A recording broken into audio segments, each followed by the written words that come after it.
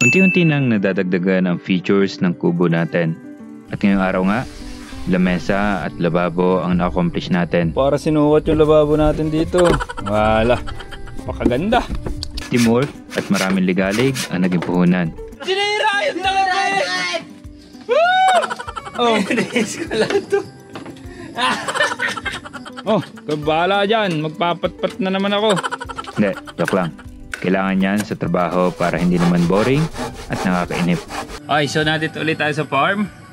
Hindi pa tayo nag-almusal kasi maaga pa. Pero may dala tayong mga gamit. So, magpainit tayo ng tubig bago natin lahat baba ito para sakto. Pagkababa namin, may mainit kami tubig, makakapagkape kami. And paano kami makakapag-init? So, meron kaming EcoFlow River 3 Max Plus. Yan.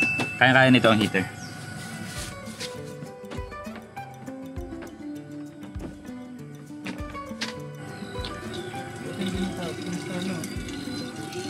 Dududa kayo na kaya nito?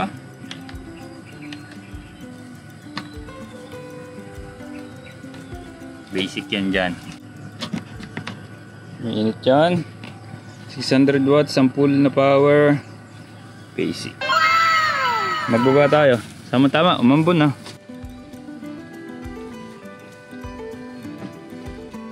Takot lang sa akin. Nakamato ka sa akin. Ayan lang. Baka na tuloy. Eh, pupunta tayo.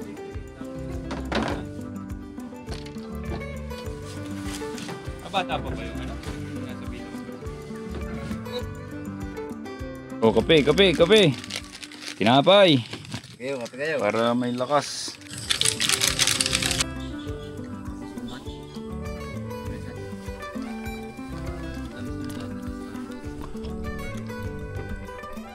Farm na. So dalawa yung target project natin ngayong araw dito sa farm. Matapos natin itong lababo, at least itong lababo, kasi marami pa yung magiging frame. Para may mapapagpatungan na tayo ng ating mga gamit. Then yung lamesa natin, ito ang si Foreman ng lamesa. Ano sukat ng lamesa natin, Jabol? 3x6. 3x6. Napaka gandang lamesa. So meron tayo dito ang 1/4 na marine plywood. Ito yung gagawin natin. Lalagyan na lang natin ng mantel yan once mabuo natin para hindi naman mabilis masira. So ang akin dito, tutuloy ko yung mga frames dito kasi maglalagay pa tayo ng frame dyan and then magpapatpat tayo.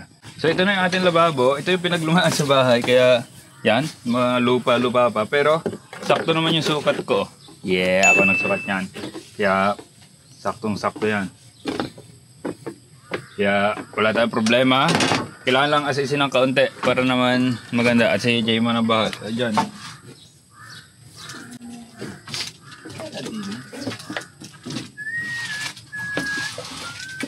Tibay naman siya. So, magsusukat lang ako ng mga pang-brace pa natin dito. Maglalagay lang tayo ng mga bracing para naman yung mga gamit natin hindi naman magtatalon papunta doon. Mahirap naman yung maglalagay ka gamit dito tapos may gugulong palabas. Yan. Malaking luwang na magiging setup once matapos natin itong lababo at ang lamesa. Dahil una, hindi na natin palaging dala ang lamesang stainless pag bumabiyahe tayo. Pangalawa, dito sa mismong kubo, hindi na lahat nasa lapag ang mga gamit. May maluwag tayo ng lamesa at may maluwag na lababo na patungan.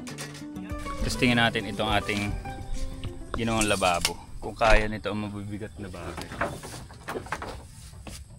Ay, dito pala dito. Nalamit eh.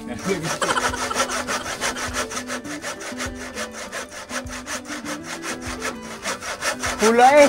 Wala naman taong bibita dyan. Kaya kaya niya yan. Pula agad. Dalawang ngat lang. Pula na. Marami pang kailangan gawin dito sa kubo. Pero inuuna namin yung mga nakakapagpaalwan sa mga bagay-bagay. Lahat naman ay mahalaga, pero hindi kaya ng sabay-sabay eh. E di unti-unti lang at yung makakapagpaalwan lang muna. At sa ngayon nga, lamesa at ang lababo. Malaking bagay talaga. Ulan! Yan na! Ang turog na ulan! Dahil umangat-ngat kanina ang lababo nung pull-ups ko, Dagdagan natin ng bracket sa ilalim. Tuloy ang gawa kahit umuulan. Naampiyasan ako ng konti pero kayang-kaya pa naman. Nasa bulada naman ako ng part kaya pwede gumawa dito. Partner ko si J-Man, siya sa taas, ako dito sa baba. Ayan, try ulit natin. Yo! Kaya na yung unggo eh. At least pag gawa natin itong ating bubong dito sa taas, matutuwa na tayo. So ito pa, dito sa gitna nito. Dito naman, lalagyan din natin dyan. Para pag mayroon tayong nilutong lechon, yan. Hindi tayo mag-aalala na bibigay yung ating lababo sa lechon, diba? Ang lakas ng ulan, piyasa kami na husto. Alam na namin, yung sunod namin project pagkatapos nito. Yun munang dalawang yun. Para naman, hindi mo siya naman piyas. Ang piyas! Pag humangin ng konti, basang-basa na rin hanggang gitna. Nalakas na hina ang ulan. Ganon din ang hangin habang gumagawa kami. Malaking bagay na ito ang pinaraject namin, ang ating kubo. Kung hindi, sana tayo parang basang sisiw sa kung ano man ang ginagawa namin ngayon. Pag nagkukwentuhan nga kami, sabi namin, buti na lang at nung wala pa kaming kubo, pag andito kami habang nagbabakod, habang kumakain at nagsiesta, hindi kami inulan. Talagang mapalad pa rin talaga at blessed. Yan ay paa. Oh, paa na. Hoy, matapon ang mga pagkain natin dyan na. Iya. Kailangan mo gawin. At ikaw ang magtatapon mismo. Hirap. Akala ko hirap na hirap ng gaway. Ilawagaw lang ipapakain. Tapos na natin yung mga frames natin. Para dito sa ating lababo. Pat-pat na lang ang kulang dyan. So pat-pat syempre dyan sa mismo lababo. Pat-pat dito sa baba. Pat-pat na pader natin para hindi mahulog yung mga gamit natin pag may mga gamit. Matibay naman. Matibay din. Pwede na. Pwede na. Lagay natin yung bagong linis na. Nilinis ko na ano. Diba? Nilinis ni J-Man. Parang bago eh. Ang bagong bili oh. Diba boy? Lagay natin. It was at this moment that he knew. He fucked up. Nasanga! Woo! Sumikip! Hindi sumikip. Sino? Woo! Ngayon lang. Ngari na lang.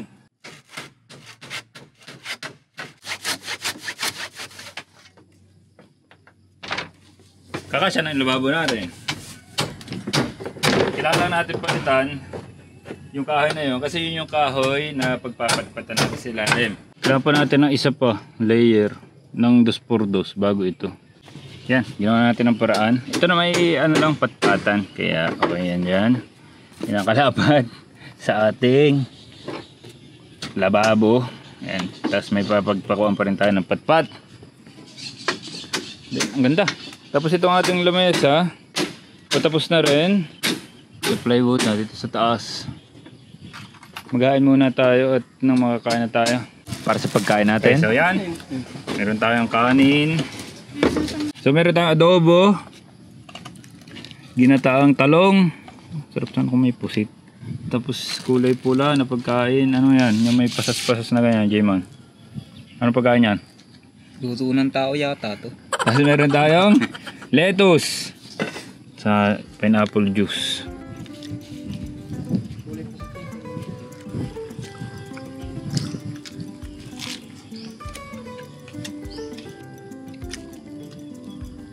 Kagad na camera, may filter din eh, nakakakinis kahit masama.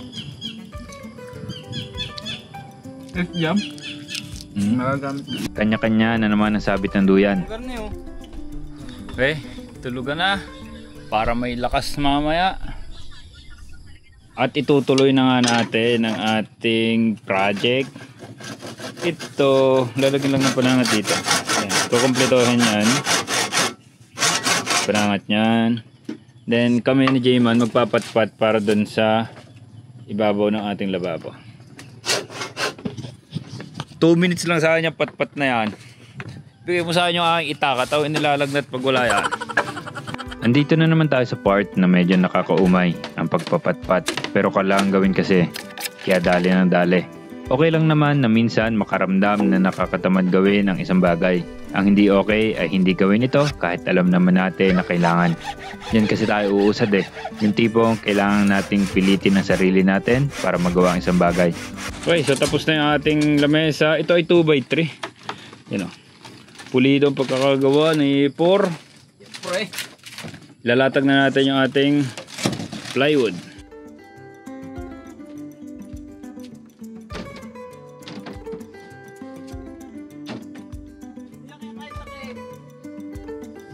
Galing tao. Eskolado eh. Oh, eskolado. Kulado yan. Kulang yan. Ayun o. Yung pantay dito. Ayan. Minitiro ko yan. Boom! Eskolado. Yung ating ritaso na plywood, pwede natin siyang gawing ano eh. Yung patungan dito sa taas. Dito. Para sa mga gamit. Na para hindi siya naampiyasan. So ayan. Oh, kabala dyan. Magpapatpat na naman ako.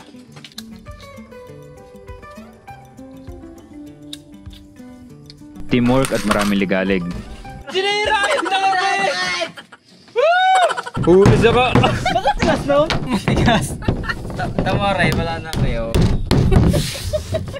Ito ang aming puhunan para matapos namin at hindi kami maumay sa mga ginagawa namin.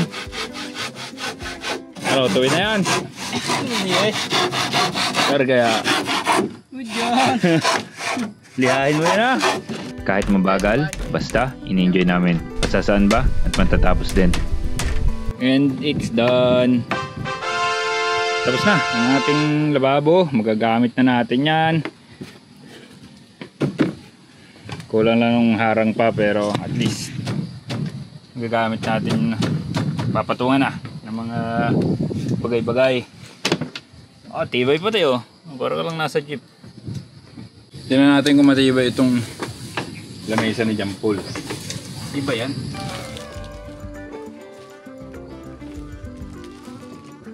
So yan, natapos na natin yung lamesa. Hindi na natin dala-dala yung stainless natin lamesa.